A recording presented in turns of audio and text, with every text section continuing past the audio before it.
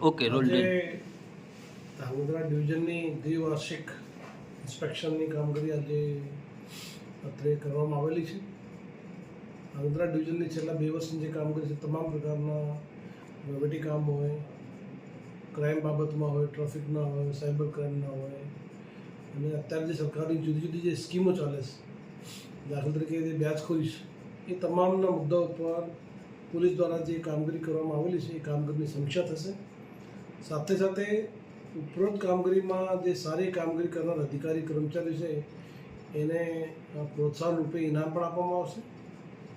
છેલ્લા 2 વર્ષની કામગીરીની આજે સમીક્ષા કરી તે દરમિયાન ધાંગધ્રા ડિવિઝનમાં ક્રાઇમ ખૂબ જ કંટ્રોલમાં છે.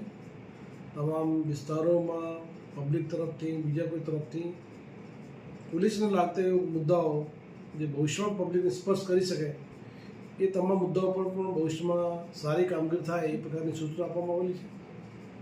આજે આપણે ખ્યાલ છે કે જે સાયબર ક્રાઇમના પણ ગુનાઓ લોકોની જાગૃતતાના કારણે વધ્યા છે, એને પણ કેવી રીતે ડામી શકાય, પબ્લિકને સપોર્ટ લઈ જે સ્કૂલો, કોલેજોમાં સેમિનાર, મહિલાઓ બાબતમાં ક્રાઇમ હોય, શેડ્યુલ કાસ્ટનો જે ક્રાઇમ હોય, એ તમામ ગુનાઓમાં કેવી રીતે ઘટાડો લઈ શકાય એ પ્રકારની દિશામાં આજે સ્ટ્રેટેજી નક્કી કરવામાં આવેલી છે.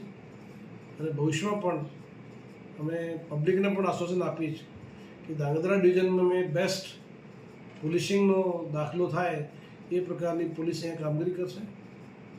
પોલીસ દ્વારા પબ્લિકને પણ અપીલ કરવામાં આવશે કે આપણી આજુબાજુમાં પણ કોઈ પણ પ્રકારની તકલીફ હોય, કોઈ ગરીબ વ્યક્તિને મુશ્કેલી પડતી હોય, કોઈ વ્યાજખોરીનો ત્રાસ હોય, એ કોઈપણ પ્રકારની રજૂઆત એ પોલીસને આપ કરી શકો છો. અમારા તમામ અધિકારી, કર્મચારીઓ, તમામ પોલીસ સ્ટેશનો એ બાબતમાં તમામને સૂચના આપવામાં આવેલી છે. અને ભવિષ્યમાં પણ પબ્લિકનો સારો થાય એ પ્રકારની દિશામાં પોલીસ કામગીરી કરશે. અમારા પોલીસ અધિકારી, કર્મચારીઓનો મોબાઈલ નંબર પણ સાર્વજનિક કરવામાં આવેલા છે. 100 નંબર પણ આપણે ખ્યાલ છે. અને જે 1930 જે સાયબર ક્રાઇમની હેલ્પલાઇન છે એમાં પણ વધુમાં વધુ પબ્લિક એનો ઉપયોગ કરે એ પ્રકારની તમામ પબ્લિકને પણ હું અપીલ કરું છું.